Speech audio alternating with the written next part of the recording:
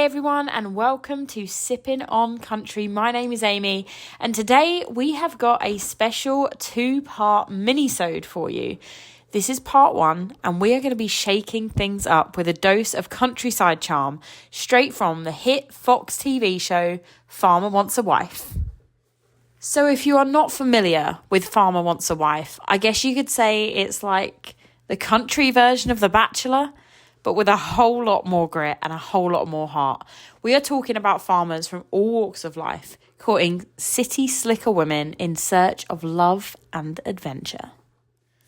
In today's minisodes, we are going to be sitting down with Brandon Rogers and Mitchell Kalinsky to find out what it's really like to find love on a farm.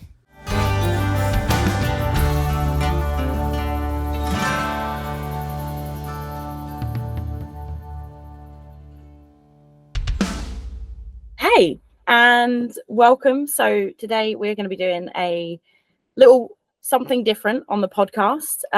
So we have Brandon Rogers joining us from Fox's hit show, Farmer Wants a Wife. Welcome. Thanks for having me. So for anyone who hasn't seen the show, Farmer Wants a Wife is a dating reality show in which they take four farmers, and then you guys basically get the pick of five women that end up moving in with you. Yes, ma'am. That sounds wild. That's a great way to put it. You know, it's hard to date one woman at a time, let alone five that are all living with you, you know. Right. So and we're hard work. I can say that. Well, I wasn't necessarily saying that, but it's just one of those things that it's a lot, you know. Everybody is, you know, somewhat fighting for attention and looking for that connection, and everybody's living under the same house. And so it's a different experience. It's a lot of pressure, and, you know, but it is a good time. That's for sure. So what made you want to be on the show? You know, for me specifically, I would say location. You know, I live in the highest mountain valley in the nation. We live at 7,700 feet, and I'm about 4 hours from any airport, like big major airport. So extremely rural, not a lot of people here. I live in a town, you know, that doesn't have a stoplight. When we were filming, there were no restaurants. You know, so just super rural, and the possibility of finding somebody that enjoys this lifestyle and wants to live in the country and be on a farm. And I mean, the farming lifestyle is incredibly intense as well. I mean, like, you don't get time off, and you are a potato and barley farmer, that's right? Yes, ma'am. Yep. Potatoes and barley, and we do grow some alfalfa as well. And yeah, you know, where we're at means that we don't have animals. We kind of have a busy season and an off season.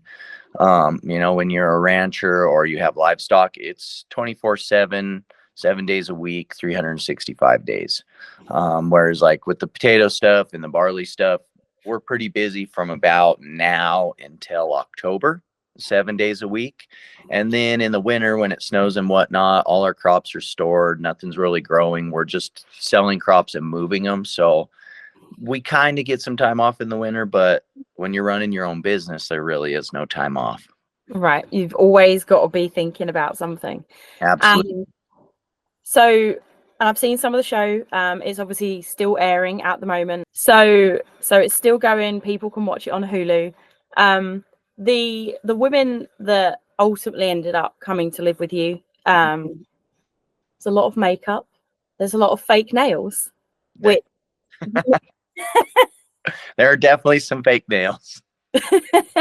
Which doesn't sound like the best thing when you are working on a farm. I mean, how was it kind of having to navigate that with, you know, hey, this is what we have to do? So obviously you do a few sorting potatoes and stuff like that with the girls. You know, for me, women are naturally beautiful. So I'm always going to appreciate a woman that, you know, gets up and her natural look is something that I appreciate. But women are women, and they're going to do their makeup, they're going to do their hair, they're going to do their nails, and that's why, another reason why men are so attracted to them. So yeah, it's not necessarily the most orthodox thing for the farm, but that's part of who women are, so we try to navigate around it. And I lost a few fingernails in the potato picking program, and that same day, if you watch closely, the makeup just absorbed all the dirt too. So some of that's going to be on those women deciding, is today a day that I need to wear a lot of makeup, or is today like going to be nasty and I probably should go without and just put my hair in a ponytail. But that's just part of it, and it's something different, but always going to appreciate women for the effort that they put in to look the way they do. I appreciate that. Yeah, it is work. Back in the day, I had really long hair clear down to, mid chest, and just washing it was, a nightmare. So maybe You that's, and me both. yeah, you've had it after too. So I was like, oh, I'm done. Let's just yeah, cut all this off. that long hair to make it look good is a full-time job. So, really, I think that maybe that is something that just makes me appreciate women for everything they put into looking good, but natural beauty is always appreciated as well. So throughout the course of the show, obviously they were staying with you, for a decent amount of time, having 5 strangers in the house, ultimately that met your dad. Yeah. That must have been an interesting experience. Yeah. This whole thing is pretty crazy for me because I'm a pretty private dater in general. It's funny watching the community, watch me, because for the most part, I dated a little bit. It was kind of sporadic and sparse, because of the area I'm in. But usually I'm pretty reserved on introducing my family. Not that I don't love my family, but just the fact that it's hard to introduce somebody, and then if it doesn't work out, you got to tell them at the next family dinner like why they're not there. Right. Try to avoid that combo. That's always the most awkward part. So yeah, I know we had this. Yeah, I know you met him and we've been together for a while, but that's no more. And so I just try to avoid that for the most part. So the show probably helped me grow in the sense that, the ladies met my father the second week on the farm, I think. So right away. And they understood, and he understood the process, that they're not all going to stay forever. But it was good. I learned a lot of good things from my father and quality traits in relationships from him. So hopefully the women meeting him, kind of helped show who I was in a sense, but it was a good part. And I think they all enjoyed my dad as well as, I know my father enjoyed all of them as well. It is. So was family and friends, was everyone pretty supportive of you doing the show? Because obviously, it is a big thing, and especially having them on the farm when, that's a family run things. You are, it's not really just your life that you're kind of letting the camera crew into, that's this, everyone else has got to be very open to go like, we're fine with this as well. Yeah. The hardest part was just when it was during harvest. I didn't realize the task of how hard it was to film and how time consuming it was. So luckily, being that it was a family farm, they were super supportive and kind of carried my weight through harvest. But beyond that, they were all super supportive, and they were all very open to the idea and excited about it. And, it was a great opportunity. So everybody was very excited about it and open to the idea, helpful in any way they could be. And just, it was a good thing. The family and friends were all very, very into it. And the show is also hosted by Jennifer Nettles of Sugarland, so you got to spend some time filming stuff with her as well. How was that? That part was awesome. You always kind of wonder when people are extremely famous or very successful and on TV, how they're going to treat people. And Jennifer is a class A act. She's on top of it. She's always so kind. She's very sweet. And one of the best things about her being the host on the show was that she is very involved. It wasn't like she just kind of hopped in and out. She knew everybody's story. She knew what everybody's going through, and she was very, very involved with each one of us as farmers. And then, once the camera stopped rolling, she was just a normal woman. She loved to talk. She loved to, tell stories and tell jokes. And so that was really awesome to spend so much time with her. She's very much a sweetheart. That's nice when you can have someone on the show as well that can just kind of put everyone at ease by just being, a little more grounded. Absolutely.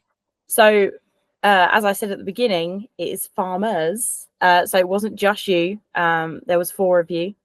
So, I mean, how was it meeting the other guys? Because obviously you're all at very different stages in your, I guess, farming journey. Your second generation. Yep. I know that some of the other guys have got animals, horses. So, I mean, what was that like, kind of getting to meet them and learning their stories? The first day was extremely nerve-wracking because you don't know who you're meeting, because they keep it all a secret until that first day when we all met down at Otter Creek Farms and Distillery. So that was kind of nerve-wracking, but it was exciting too. And as time went on, I really felt like it was the perfect dynamic because, like you said, everybody was at different stages. And so we could all kind of bounce off of each other with our experiences to kind of help each other through this show. So Ty, being the oldest farmer at 42, he has cows, he's a roper. He kind of has that livestock side of things, as well as like Nathan, the youngest farmer. They have citrus farm, he has oranges, but also I believe they run 3,000 head of cattle. So those two really were able to, connect and relay some of that ranch lifestyle. Excuse me. Whereas Mitchell and I both have crops, and so we were able to bounce that off of each other, and it just made a really cool dynamic. And so I think if we all would have been the same age farming the same thing, it wouldn't have been nearly as interesting or helpful if we were all the same, So I think that was one of the best parts, is we all brought different dynamic to the experience.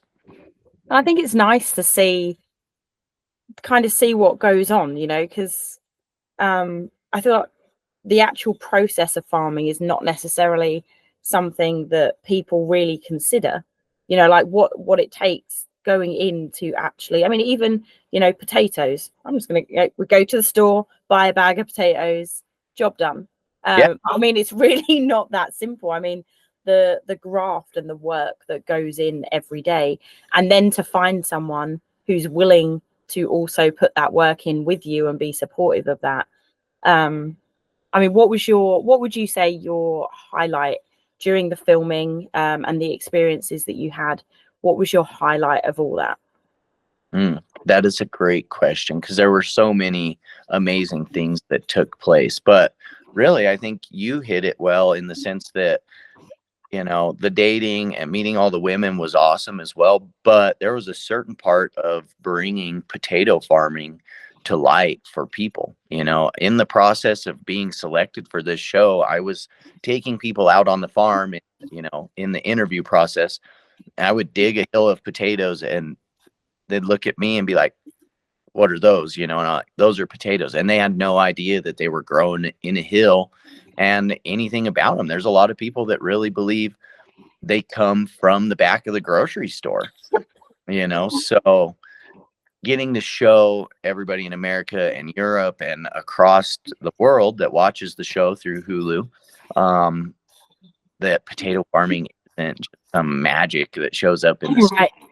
is really a special part for me, as well as the fact that I think one of my favorite things too is that watching people in the film industry, I mean, the lighting, the sound, the camera people, I found that they had the same passion and drive and energy towards what they did that I carried towards farming, and so seeing somebody that is really into what they do and that passion and that, when they put it together, it's this art, no different than the same effort and passion I put into farming that then sold to people in the store. But I think you have, and you're right. I mean, that creative side of things, and it's something that I talk a lot about on the podcast. But I think that any sort of job where that it goes beyond a job, right? Like, Yeah, it's a lifestyle and it's a passion. I think any time you have got those things coming together, seeing people go out and do that work, it just makes it like so much more valuable. And absolutely. Yeah, it is. It's a very heartwarming, and it's such a strong feeling. And like you're saying, when you see somebody that has that same drive and that passion for their lifestyle, it just makes it mean that much more, to see somebody with that energy. so, of all the lovely ladies that were staying out on your farm, Uh-huh. um, how many of them do you feel like had that passion for what you were doing, or showed potential to have that passion? That is a great question. I would probably say 3 to 4 of them actually had that passion. And I would say that for sure 3 of them really could make it on the farm. Okay. Definitely like inspired my thought process and the decision, and, where everything went towards the end here. But definitely, there was one or two that I really was like, I don't know if they would ever really actually make it out here, because I don't have a Target or grocery store. Like, we have a little supermarket in the town that I live in, but it's nothing like a Walmart or a Target or a city market or Sam's Club, and I don't know what your stores are, but those are big, big chain stores in America. All of them. I'm fairly close to the center of Nashville, so I Oh, have three. I have three Walmarts within yeah. 15 minutes of me in three different directions. See, so yeah, like where I'm at, the closest one's 35 minutes, and the next closest is about an hour. So that's a big driving factor in all of this, I think that in my decision making, that was a big factor too, is who could really live on the farm, adjust to the country lifestyle. And, there's a certain part that you have to be driven enough and individual enough we live alone out here. You got to enjoy that seclusion. Mhm. So probably circling back 3, maybe 4 of them, I really felt like enjoyed the farming aspect and what was going on out here. And I like the fact you kind of touch on that seclusion part. And I mean, it's a huge lifestyle change to move out. There's most most farms are in the middle of nowhere, because you have to be, Hmm. because you've got the land. Yep. Um, and I think that maybe the idea of that sometimes in theory is a lot better than the reality of it. I mean, honestly, I think it's something that I would love, but I also know that I'd struggle. Like, I do not plan shopping. I'm like, what do I want to eat tonight? And I'll go to the store and I'll pick stuff up. And I know that in that situation, that's not something I'd be able to do. Yeah. That is a standard thing for me that I know, and it's one of many things that would have to completely Yeah. upturn. That's a big thing. Well, and I think it's a big thing that you notice that, and that about yourself, in the sense that, yeah, I would love that lifestyle, I'd love the country, but it's going to be a hard adaptation. I think there was a certain part of confusion with these ladies that the idea is great and it's fun right now, but once the cameras leave and the show ends and I'm with somebody, it's not the same. You can kind of hear how quiet the house is, and that, not the same bustle. So it's a little deceiving to them how much is actually going on, So, and some of these women did not really, in my mind, see that difference, and we're really upset, in a sense of not being chosen. Some that are already, not eliminated, but I didn't choose to stay on the farm. Right. In my mind, I'm kind of like, come on, like, don't hate me, understand the scenario and know that, like, your lifestyle was not going to work here. Like, don't be naive to the reality of what's going on either. Right. And obviously there is a lot that goes on when the cameras are off, or that is not aired Hmm. on TV, that we don't see, that obviously you've experienced and they've experienced. So we're really just getting a snippet of Yeah. what you had on the show. Yep. So one of the cool things, I think, like my podcast predominantly kind of circles around the country music side of things. And I mean, from you are living that life. Country music is driven from the farmers, from the working man, and that real. So based on that, I have a question, which is, what country song do you feel like best represents you? That is good. And I do love a lot of good country music. I'm actually on the local rodeo committee, and I do all the booking through Nashville with Romeo Entertainment for our concert and stuff. So pretty involved in music. And there's so many songs that are relatable, but I probably would have to say the song Where I Find God by Larry Fleet. Okay. Because in that song, I really feel like he really portrays the fact that, like, you don't have to be in the church to find that relationship. Sometimes it's in the tractor, sometimes it's in the fishing boat, sometimes it's just in the corner of, the field. And it's all about, I think that's what's special about farming, and why I relate to this song is that it's the serenity and the peacefulness of farming and the countryside. So that's the first song that came to my mind. There's a lot of country songs out there that I love and connect to, but that's just the one this morning that's something that's special. Nice. I like that. And I think, just being able to be in the middle of nowhere, for sure. I see how you can be at peace with yourself and just find, Well, and I think there's a certain part that is always thankful as a farmer. You know what I mean? You're thankful to do it another year. You're thankful for good weather. You're thankful for the bad weather. You're thankful to survive, and live the lifestyle that you do. And so that song really connects to just, it's an energy, it's a connection. And, we went to New York one time for PR for a week, and I never saw dirt really, except like in Central Park, but it was a little different. And like the grounding that takes place on a farm or in the country, there's people that never experience that. And so that song is part of grounding and being connected to what you do. And that, like, I don't know, it's very special. Great answer. I love it. Thank you. Going to New York, I mean, have you traveled much before the show? Obviously, you went to New York. I mean, did that open a lot of doors for you for traveling about and going places that you hadn't been before? Absolutely. So, I mean, I love to travel, especially I kind of talked about how we have winters off. In theory, I mean, we're still taking care of crops to sell and whatnot, but excuse me, there's a lot of time to travel in the winter. Been to quite a few tropical places, been all over the South. I feel like pretty much from California, Arizona, Nevada, across the South, all the way up clear over to Florida and up to New York now and South Carolina. So it opened a lot of traveling doors. But about halfway through or towards the end of every one of those trips, I really always gravitated towards, being back to where I'm from and in the country.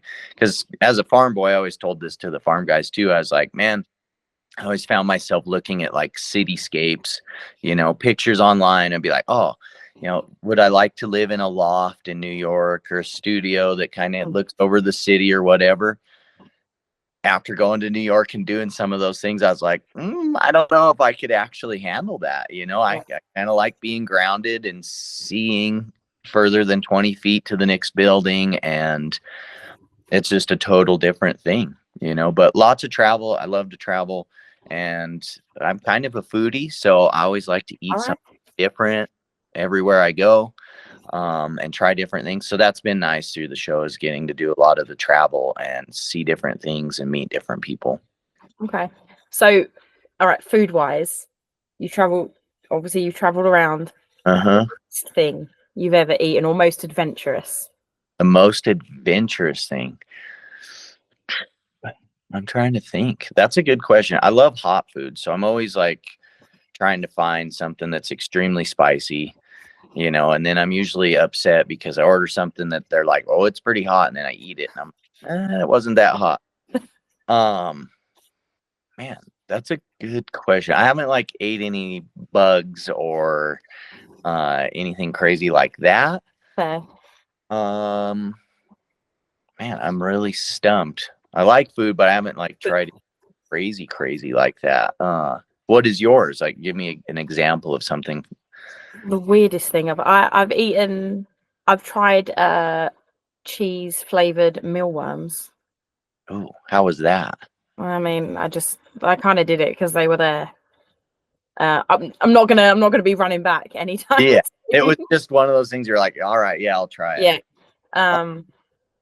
And then I've had rattlesnake jerky, Okay. which was Snake, awful. It was all like it? no, it was. I mean, taste wise, it was fine, but like snakes don't really have any moisture anyway, and then you dehydrate them even more, and it was just Pretty chewy. yeah. Yeah, It's I would probably the weirdest. probably, if that's the case, I would say like alligator is probably up there in the craziest things I've ate, or a worm. I've ate worms, I guess, fried worms. All right. Wasn't good. Don't recommend it, but just did it, So that's probably the most adventurous. I don't know. That's a great question. That's tough. See, now next time you visit somewhere and there's something really obscure on the menu, you're gonna have to order it. I will, and then I'm gonna call you, and I'll probably face while I'm eating it, and I'm like, I don't know this choice. Perfect. All right. So here's the question that everyone is going to be wanting to know: when that finale hits, did Farmer Brandon find a wife? Well, that is the best part about the finale night, right? Is that everybody is going to find out the decision I made at the end, which that's the best part, right? That's what all this energy, all this hype, the excitement is about, to see if the farmers and myself found somebody that they felt was fitting for that farm lifestyle. It's a big decision. It's a big decision to make. And how long were they at the farm for? We filmed on and off the farm for 2 months. So you were spending all your time around these ladies. Yep. That was one thing that was hard, is that they wanted you to spend time together, but they didn't want you to get too close off camera, So a lot of the time, like when we weren't filming, was actually like group time, So all of us were together in the living room or outside on the back porch, spending time together. But if we had dark days where we weren't filming, a lot of times the women would actually go and visit the mountain towns, and I would go try to work on the farm to make up for time that I didn't spend working, let the farm family know that I was still involved. Well, I've become really invested over the past week or so. I've been making sure that I watch it to get caught up with you guys. So yeah, I look forward to seeing how that outcome is going to be for you. And I actually have Mitchell coming into the studio later today. Awesome. So you guys are both going to be on this episode. Cool. Well, I really appreciate you having me, and tell Mitchell hello when he comes in, and I will pass it on. I'm glad you're enjoying the show, and I can't wait for everybody to find out the ending. You can catch the season finale of Farmer Wants a Wife on Fox, 8 p.m. Central on May 16th. Recorded at 2300 Studios in Nashville, Tennessee. Original theme music by Gary Wood.